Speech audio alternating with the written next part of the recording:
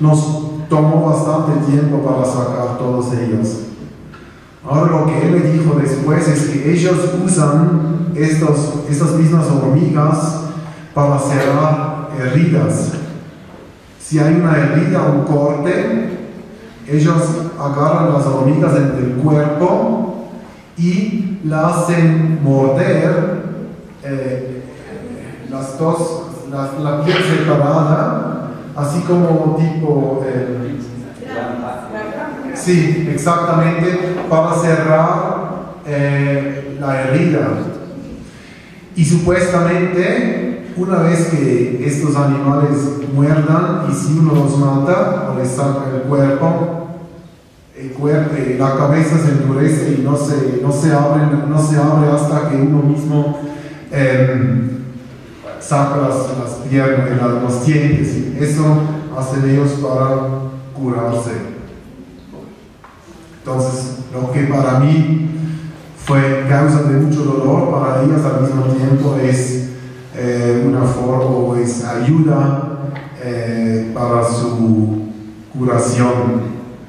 Ahora, hablando de la salud, otra experiencia un poco más triste, que un día llegaron dos, en este caso no eran indígenas sino campesinos, en un barco con varias balas en la panza, y era obvio que si no reciben tratamiento médico van a morirse dentro de poco tiempo, porque como ya dije, en el pueblo donde yo trabajé no había mucha forma de ayudar, porque el doctor era borracho y B, no había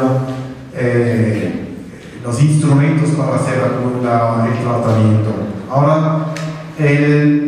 la próxima clínica más grande, Tefe era un pueblo o una ciudad más cercana, duró en canoa 2 días.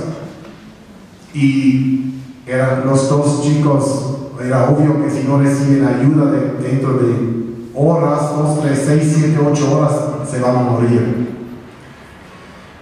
Entonces, yo me di cuenta que el alcalde o el jefe de esta comunidad era el único del pueblo que tenía un generador para producir electricidad. Todas las otras casas no tenían. Aparte de eso, tenía un jardín grande, bien grande. Y bueno, sin pensar mucho me di cuenta o vi que de vez en cuando llegaban helicópteros del ejército y se fueron. Entonces yo pregunté a uno de la gente de la ONG si no se puede llamar al ejército para que traen uno de los helicópteros que hay, para que se llevan la gente para salvarlos. Y me miró un poco triste y me dijo, sí, sería lo mejor, pero lastimosamente los helicópteros están ocupados de transportar cocaína de la frontera de Leticia a Manaus y Belén. Entonces, pensaba que quizás no lo entendí bien. Le pregunté a qué se refiere que el helicóptero lleva cocaína y cómo es más importante que sacarlo a la gente para llevarlos a un hospital. Y me explicó que el ejército brasileño usa, o por lo menos algunos de ellos usan sus helicópteros para llevar cocaína, y el alcalde presta su casa de vez en cuando para que uno de los helicópteros pueda aterrizar ahí si necesitan algo para seguir. Y obvio que para ese servicio le pagan dinero que él usó para hacerse este jardín bonito y para comprarse el generador, que como ya dije, él era el único que tenía un generador. Todos los demás, había un generador para el pueblo, pero este generador funcionó, si era con suerte, una vez a la semana o algo así, si había petróleo.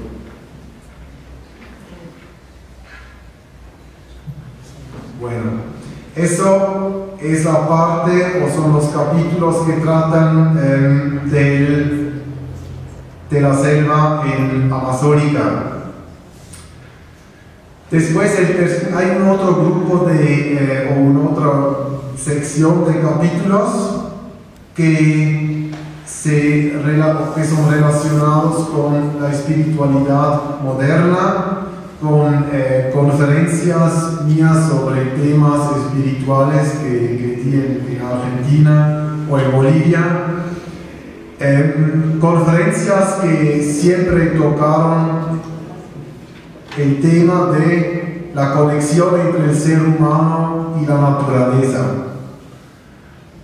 o la energía de la fuerza espiritual. Porque me di cuenta que no necesitamos, que ayuda a tener un contacto, una guía indígena o autóctona que nos puede mostrar y compartir su experiencia, pero que nosotros en esta misma moderna sociedad tenemos las mismas posibilidades de conectarnos con la esencia de la Pachamama. Hay mucha gente que tiene la tendencia de pensar que para vivir o sentir esta energía, vivirla, experimentarla, sentirla, escucharla, olerla, verla, hay que salir, hay que ir a la naturaleza, hay que buscarse, hay que alejarse de la ciudad. No es así. Cualquier lugar nos puede servir como templo para conectarnos con la energía de la tierra. Eso puede ser en un jardín, puede ser en un patio, puede ser en el mismo dormitorio que tenemos.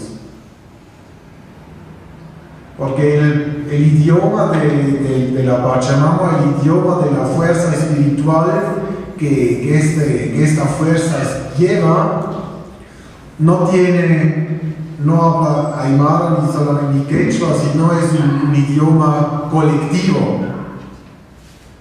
El musulmán en el Líbano, el judío en israelí, o el árabe en Afganistán o en el Irak, se conecta igual con la Pachamama como el aymara aquí.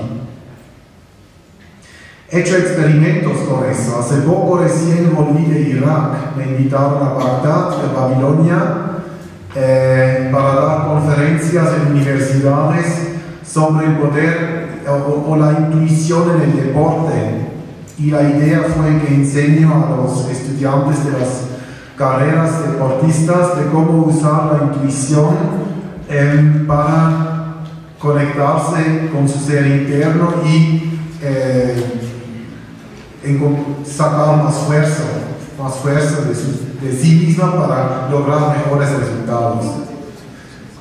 Entonces, he hecho rituales o meditaciones que aprendí en Cusco con la gente en Bagdad, en Irak, durante una de las charlas. Yo lo he hecho en inglés, yo no hablo árabe, muy poco, pero nunca suficiente para dar una conferencia. Entonces, hablé en inglés la misma meditación que aprendí a hacer en Cusco, la traducieron al árabe y bueno, los estudiantes la han hecho. El resultado, lo que experimentó y vivió la gente fue lo mismo que nosotros hemos vivido en Cusco. Y fue lo mismo que hemos vivido y experimentado en Samaipata. El último libro que estoy sacando este septiembre se llama El lenguaje del alma, que es un libro que trata de traducir los distintos rituales y formas de pensamientos que encontré en todo el mundo, en todas las culturas, e intenté de desnudar estos rituales y estas filosofías y estos pensamientos para ver dónde exactamente se encuentra la esencia y qué es lo que se queda si se saca todo lo de la religión y de la filosofía de la cultura. Y lo que encontramos es justamente lo que uno siente si medita y si se conecta con esta energía divina, que aquí se llama Pachamama, en otras culturas tiene otro nombre, pero todos la encuentran. Y el mensaje de este libro, como también el mensaje del nuevo libro, es muy sencillo,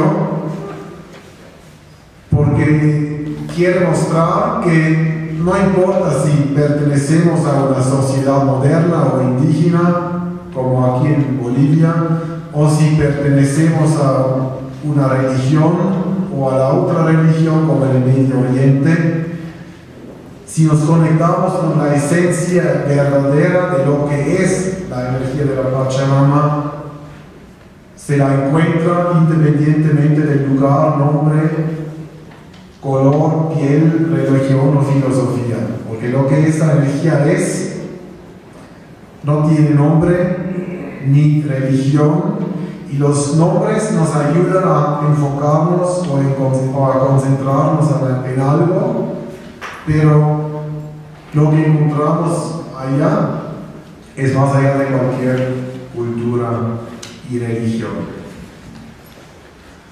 Bueno, si quieren o si alguien tiene preguntas. Sí, ¿por qué para ustedes es tan importante la intuición? O desarrollar ese aspecto que tenemos como herramienta, la intuición. ¿Por qué es tan importante? Si hacemos un ritual para conectarnos con la energía de la Pachamama o de cualquier aspecto divino, necesitamos la intuición como instrumento. La intuición es un aspecto del ser humano, así como el arte o lo racional.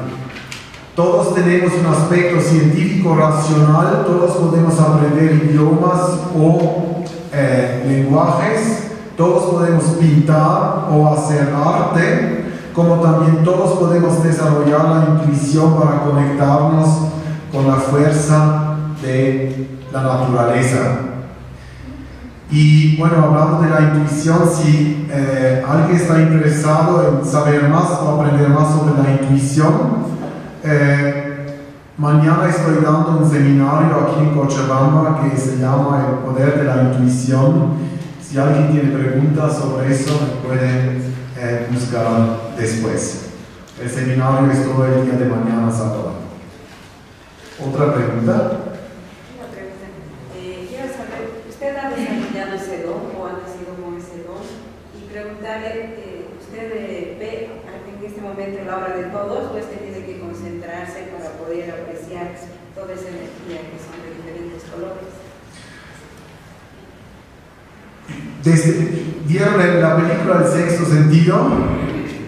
Bueno, es una película de un niño que ve seres de luz, fantasmas.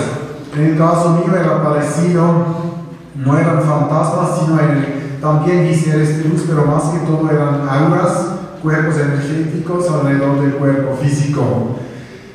Con 20 me fui a la India y empecé a estudiar el tema del aura, de la clarividencia, de la intuición. Y bueno, lo desarrollé mucho aquí en Bolivia con estas experiencias, trabajando lo más, visitando lugares que ayudan a justamente desarrollar el poder de la intuición. Ahora, si alguien quiere y tiene interés en contactarse más con esta fuerza de la naturaleza, de la energía de la naturaleza, ayuda, si uno, como ya dije, no es necesario, uno lo puede hacer en la casa, pero ayuda si uno va a un lugar energético, a un templo sagrado, a un lugar con fuerza, como Samaipata, como el lago Titicaca, como Cusco, como hay muchos más en todo el mundo. ¿Por qué? Nos podemos curar físicamente o refortalecerlo físicamente, lo que sea, pero más fácil es en un ambiente que nos apoya. Si estamos enfermos, vamos al hospital. Si queremos fortalecer el cuerpo, vamos a un gimnasio. Entonces, si queremos fortalecer la intuición y el poder interno, nos ayuda si vamos a un lugar donde ya hay un flujo de energía fuerte o si hay gente que trabaja espiritualmente para desarrollar su intuición. Y eso me acuerda a otra experiencia que describí en este libro, que salió en el 2011. El lugar más fuerte que conocí energéticamente, sea espiritual, religioso, como sea, pero energéticamente sí o sí es Jerusalén, y más que todo el centro antiguo de Jerusalén. ¿Por qué? Tienen que imaginarse que en Jerusalén judíos, musulmanes y cristianos están orando hace miles de años y están orando 24 horas. Los judíos tienen a una cierta hora sus rituales, los cristianos a otra hora y los musulmanes otra vez a otra hora. Y después hay monjes o sacerdotes o sheiks o rabinos que meditan en sí todo el día sin parar. Entonces, la cúpula energética del casco viejo de Jerusalén es como un lugar de oración y de ritual espiritual desde hace miles de años, practicado por miles de personas. El muro de los lamentos, ¿no? ¿Perdón? El muro de los lamentos. Sí, exactamente. Hay el muro de los lamentos ahí allá, que es uno de los puntos estratégicos, pero uno ya lo siente caminando por la calle nomás. Uno se puede dejar llevar, es casi caminar en el casco viejo de Jerusalén, es como nadar en el agua. Si uno se deja llevar, no tiene que caminar un poco, que flota. También la práctica de la relajación ayuda a favorecer la intuición, ¿no? La relajación, la meditación, la oración, todo eso ayuda a encontrarse con su ser interno y a conectarse a través del ser interno con la energía de la tierra. El momento que nosotros nos conectamos con nuestra esencia interna y nos conectamos con la energía de la tierra, conectamos nuestro propio aura conscientemente con el campo mórfico o energético de la tierra. Y en este momento fluye información, como el ejemplo que les di de las universidades y el ruso. Y la información también puede ser una energía. Si uno participa en un ritual místico, espiritual, con un grupo en algún lugar sagrado donde se hace un ritual, se conecta con la fuerza de la tierra, recibe una información que no necesariamente es una información verbal, sino una información energética, que puede ser una iluminación, un reconocimiento de algo, un momento, un pensamiento espontáneo, una visión de algo propio o de algo colectivo, una visión de una luz o de una energía divina o una información divina. También en cuanto a las religiones milenarias que están instituidas actualmente en el mundo, pero también hay algunas creencias indígenas, en el caso por ejemplo de América, de acá de la América del Sur, tienen más de 10.000 años que no tienen una institución, o no hay una jerarquía, pero hay una práctica de fuerzas cósmicas, y en ese sentido, entonces, hoy en día hay un rebrote, una especie de renovación primaveral espiritual, donde el poder humano tiene que ir desarrollándose en su plenitud espiritual en cuanto a sus cualidades y capacidades espirituales.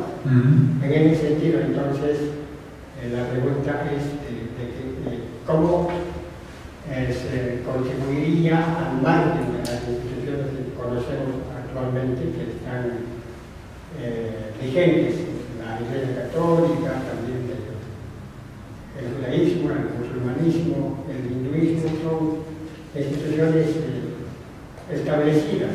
Pero en este caso, en las culturas indígenas no hay instituciones, pero sin embargo Hay una palabra que en quechua que es pachatú, que significa que empieza una nueva era.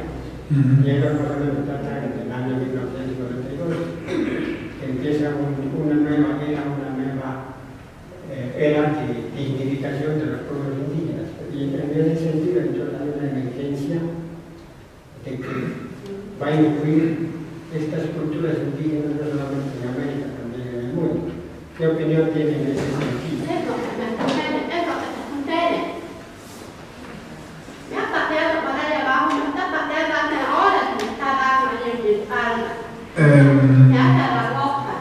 Sí, estoy de acuerdo, porque hay idiomas que no distinguen entre religión y espiritualidad, porque es una sola esencia, una sola fuerza. Y como usted dice, hay culturas que no tienen así un concepto de la religión como nosotros tenemos, pero al mismo tiempo sí tienen una conexión con la divinidad, como nosotros, como con la tierra y con el universo. Y con todos los cambios tecnológicos, culturales que estamos viviendo, aprendiendo de las culturas a través del internet y de la prensa y de los libros, yo hasta diría que la humanidad en sí está moviéndose un poco hacia esta dirección, otra vez, que la gente se busca una espiritualidad, una conexión con lo divino, con la tierra, con el universo, con lo que sea, sin una religión fija. Es como que se conecta con eso, sí. Una pregunta. Como hablaba de Jerusalén, dice que hay un fuerte campo magnético, digamos, ¿no?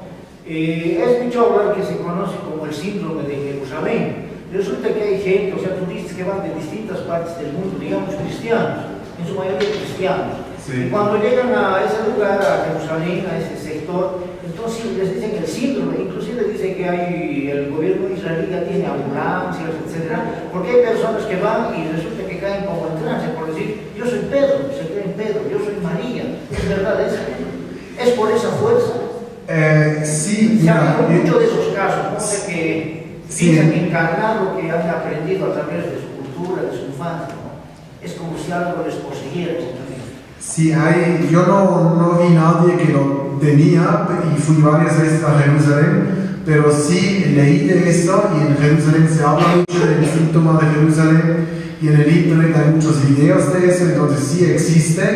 Ahora lo interesante es por lo que yo sepa, no hay una explicación lógica de eso, pero parece que sucede a gente que se entrega mucho a su fe, a la energía, a lo que hay allá, y se abren tanto que es como que reciben alguna fuerza, información, o se abren a un campo de información que toma control sobre ellos. Y hablé con gente y no hay nunca nadie pudo dar una explicación racional de eso, sí. Bueno, unas dos preguntas más y después tenemos que terminar. ¿Cuál es el lugar más energético en Bolivia?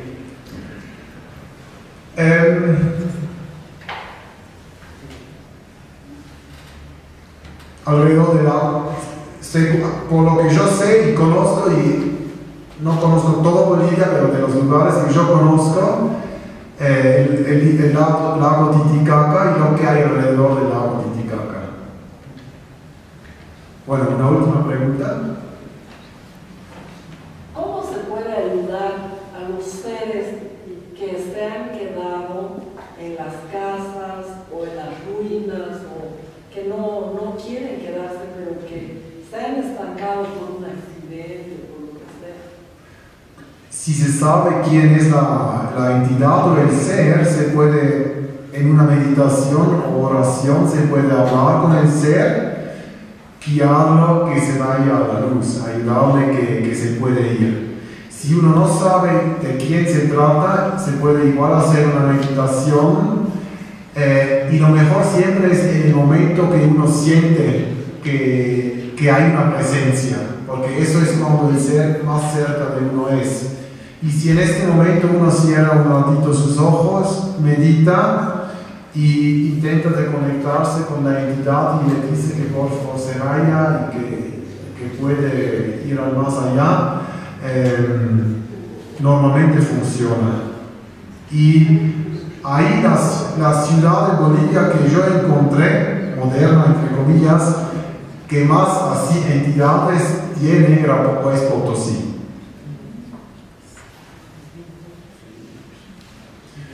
Bueno, creo que tenemos que terminar. Sí, una parte de mi pregunta que no respondió. Que usted en este momento puede... Cierto. Bueno, si me concentro, es una concentración, sí, es una concentración que hago para ver, pero la concentración es como un pensamiento, es como si vos eres pintor y tienes un papel, una hoja enfrente tuya y te quieres dejar inspirar para ver qué pinto. Así es. Bueno, les agradezco por venir, espero que les que puede llevarse algo a su casa de lo que compartí con ustedes. Si alguien quiere que le envíe los textos en español, por favor vengan aquí, anotamos un email, los textos son gratuitos. Si alguien quiere saber algo más del seminario, también me puede preguntar, vamos a estar todavía un poco aquí. Les agradezco por venir, les deseo una buena, ¿cómo se dice? Going home. Sí, y espero verles una próxima vez. Gracias.